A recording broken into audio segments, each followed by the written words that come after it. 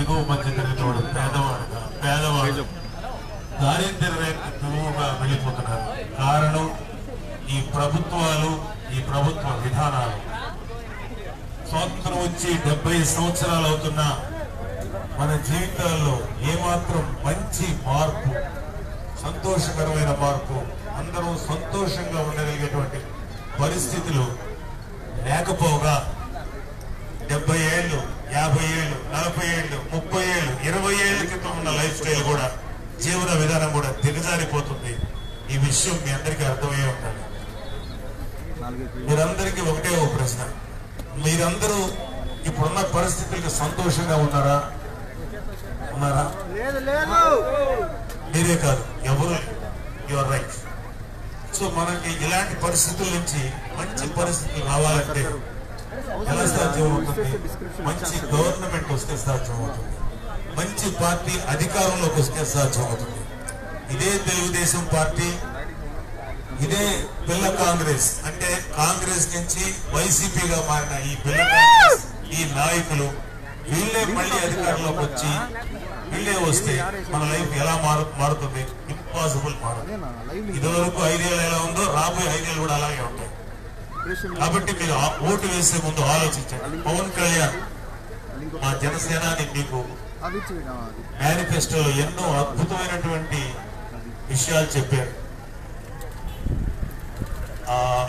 గృహిణులకి 6 నుంచి 10 gas cylinders ఉచితంగా ఇవ్వటం, రేషన్ బదులు 2500 నుంచి 3500 వరకు వాళ్ళ అకౌంట్స్ లో జమ చేయటం, నిరుద్యోగ యువతకి వచ్చిన మొదటి 6 నెలల లోపే 3 లక్షల ఉద్యోగాలు ఇస్తాననటం, అలాగే ఈ నర్సాపురం పార్లమెంటు పరిధిలోను, భీమవరం అసెంబ్లీ పరిధిలోను తాగునీటి సమస్య విపరీతంగా ఉంది. ఎండాకాలంలో అది మరీ ఎక్కువగా ఉంటుంది.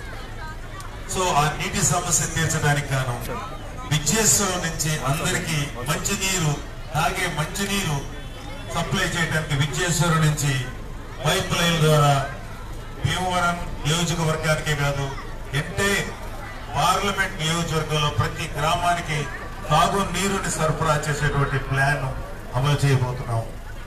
అలాగే రైతులకి, పేద రైతులకి, 60 ఏళ్ళు దాటిన వాళ్ళకి ఎవరు ఆలోచించరు. వాళ్ళ కోసం 5,000 రూపాయల పెన్షన్ పథకాన్ని తను ప్రవేశపెట్టబోతున్నాడు.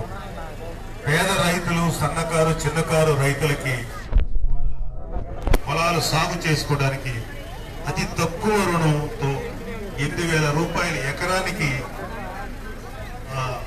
ఫైనాన్స్ అప్పుడు రుణ సౌకర్యం లభించబోతుంది. అలాగే ఒకటి కాదు, చాలా పిల్లలకి కేజీ నుంచి పీజీ దాకా ఫ్రీ ఎడ్యుకేషన్, పిల్లలు తినడానికి మన డొక్కల సీతమ్మ క్యాంటీన్స్ ఏర్పాటు చేయడం, ఇలాంటివి ఎన్నో కార్యక్రమాలు మీ ముందుకు తీసుకొస్తున్నాడు పవన్ కళ్యాణ్. మీ అందరికీ ఒక విషయం చెప్పాలి. పవన్ కళ్యాణ్ ఒకే ఒక మాట అన్నాడు, మీకు 25 కేజీల బియ్యం ఇవ్వటానికి రాలేదు, మీ పిల్లలకి మీకు 25 సంవత్సరాల భవిష్యత్తుని ఇవ్వటానికి నేను వచ్చానని చెప్పాను. మనం ఒకటి ఆలోచించాలి, ఎంత ముందు చూపుతో అతను మాట్లాడారంటే, ఇవాళ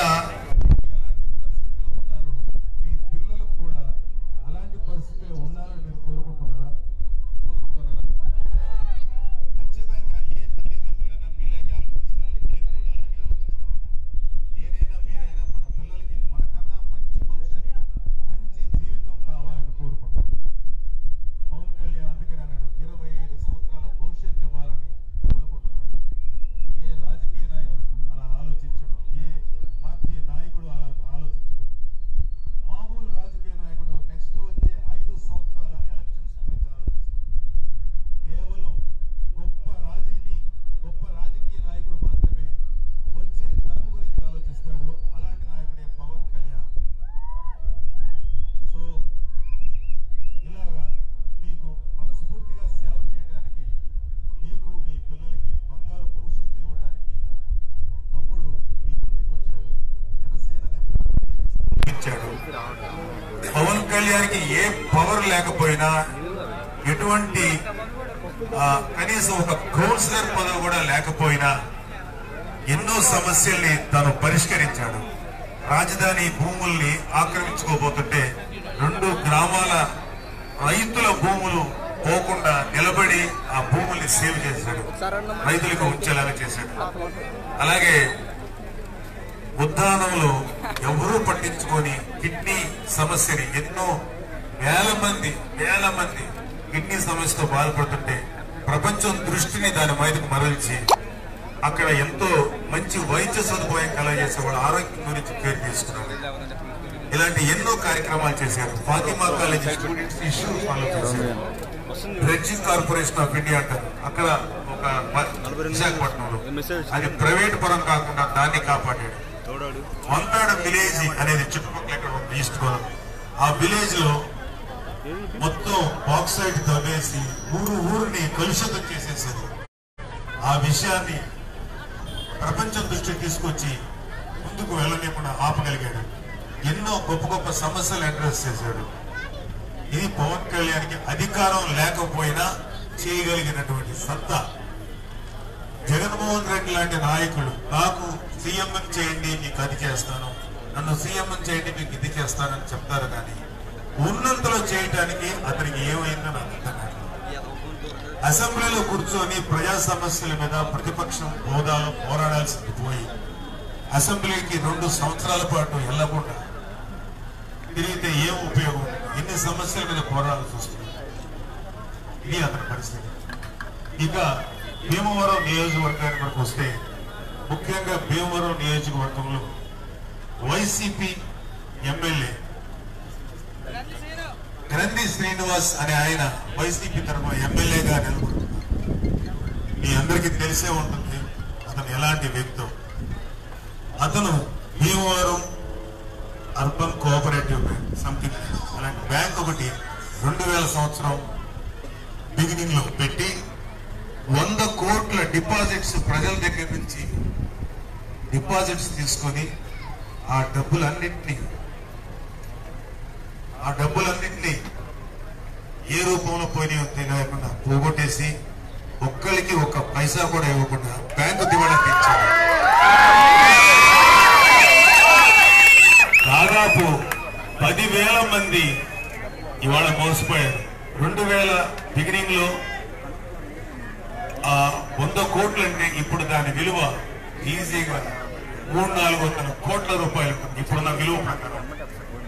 అలాంటి బ్యాంకులు పెట్టి ప్రజల్ని మోసగించి ఆ డబ్బుతోటి నాయకుడిగా ఎదుగుతూ ఇంకా మోసం చేసి మళ్ళీ ఎమ్మెల్యేగా నిలబడి ప్రజలందరినీ మోసం చేయడానికి మేము ముందుకు వస్తున్న గ్రంథి శ్రీనివాస్ లాంటి వ్యక్తికి ఓటేస్తాను. అన్ని వదులుకొని కోట్లాది రూపాయల ఆదాయాన్ని వదులుకొని జీవితంలో సుఖాన్ని వదులుకొని ఇంకా చేతికి అందనటువంటి పసి బిడ్డలని, పవన్ కళ్యాణ్ పిల్లలు ఇంకా చేతికి అందల, ఇంకా చిన్న పిల్లలు, వాళ్ళందరినీ వదిలేసి వాళ్ళకేదో వాళ్ళ బతుకు వాళ్ళు బతికేలా చేసి వాళ్ళని కూడా వదిలేసి తన సినీ రంగ జీవితంలో నెంబర్ 1 స్థానాన్ని వదిలేసి డబ్బును వదిలేసి ఒక యోగిలాగా మీ ముందుకు వచ్చి మీ అందరికీ జీవితాల్లో వెలుగు నింపాలి. వీళ్ళందరూ నా ప్రజలు, వీళ్ళందరూ నా అన్న చెల్లెలు, అక్క తమ్ముడు, వీళ్ళ కోసం నేను నిలబడాలి. వీళ్ళ కోసం నిలబడిపోతే నా జీవితం ఎందుకు, నేను పుట్టడం ఎందుకు, పెరగడం ఎందుకు అని చెప్పి నాకు ఈ జీవితం అక్కర్లేదు, వాళ్ళకి సేవ చేయనప్పుడు ఈ జీవితం నాకు వేస్ట్ అంటూ మీ ముందుకు వచ్చిన పవన్ కళ్యాణ్ అసెంబ్లీ అభ్యర్థిగా ఎన్నుకుంటారా? లేకపోతే ప్రజల డబ్బుని 100 కోట్ల రూపాయలని అవినీతి చేసినటువంటి గ్రంథి శ్రీనివాస్ ఎన్నుకుంటారు? ఆ నిర్ణయం మీకే వదిలేస్తున్నారు.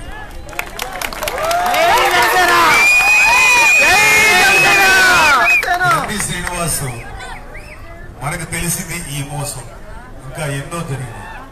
ఈ డబ్బుతోటి అతను చాలా ఆస్తులు కొన్నాడని కంపెనీలు కూడా ఉన్నాయి సార్. సింగరాయకొండలో కూడా కంపెనీలు ఉన్నాయి సార్. సింగరాయకొండలో కూడా ఎక్కువ కంపెనీలు ఉన్నాయి. సింగరాయకొండలో కూడా ఎక్కువ కంపెనీస్, ఫ్యాక్టరీ ఉంది. ఎక్కువ కంపెనీ సింగరాయకొండలో కూడా. 150 ఎకరాల పొలం ఎక్కడ కొన్నారు?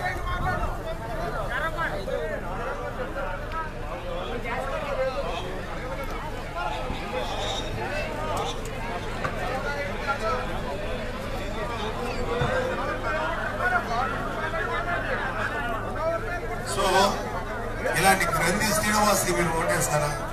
నిజాయితీగా ఉన్న పవన్ కళ్యాణ్ ఓటేస్తాను.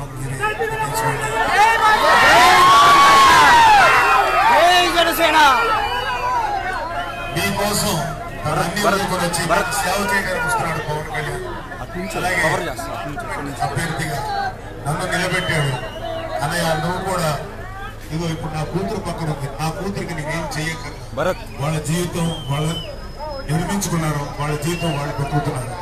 మా వరుణ్ బాబు వాడి జీవితం వాడు జీవిస్తారు.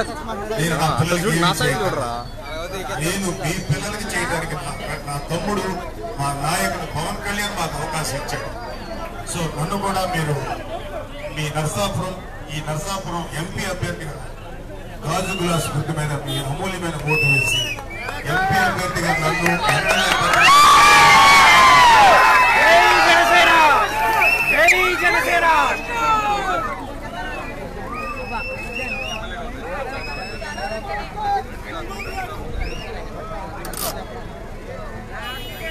అలాగే టీడీపీ అభ్యర్థి అంజిత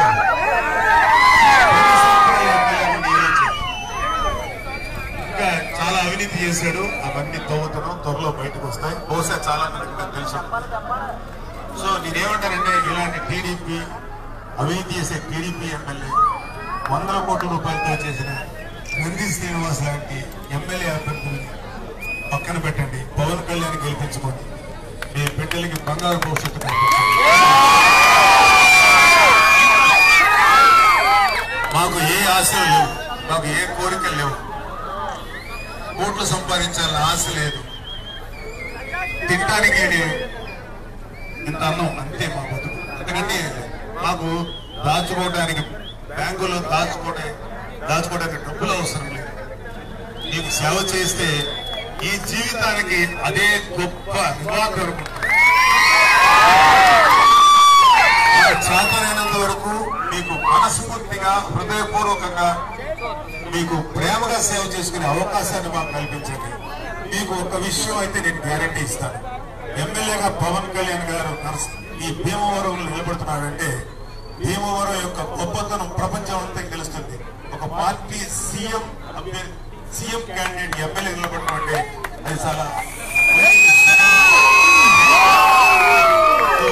కళ్యాణ్ బాబుని అలాగే ఒక ఎంపీ ఎంత చేయొచ్చో మీకు చెప్తాను. ఎంతో చేయొచ్చు. చాలా మంది ఎంపీలు ఢిల్లీ వెళ్ళి పార్లమెంట్ లో ఎంతో మంది ఎంపీలుగా వెళ్ళి డబ్బులు అంటే ఎలాంటి బిజినెస్ తెచ్చుకోవాలి, ఎలాంటి ప్రాజెక్టులు సంపాదించుకోవాలి, ఎలాంటి కాంట్రాక్ట్ సంపాదించుకోవాలి, ఆ వ్యాపారాల్ని వాళ్ళు పెట్టుకున్న వ్యాపారాల్ని ఎలాగా డెవలప్ చేసుకోవాలని ఆలోచిస్తారే కానీ మనల్ని నమ్ముకొని మనల్ని గెలిపించిన ప్రజలకి ఇంత కూడా చేద్దామని ఎవరికి. మన కాలువలు పాడైపోయింది, మన వాతావరణం పాడైపోయింది, మన నేల పాడైపోయింది, మనం పీల్చే గాలి పాడైపోయింది. చెప్తారా? సో ఇలాంటి పరిస్థితుల్లో మమ్మల్ని గెలిపిస్తే మీకు 100% సేవ చేసుకుంటాం. ఈ అవకాశం మాకు కల్పించండి.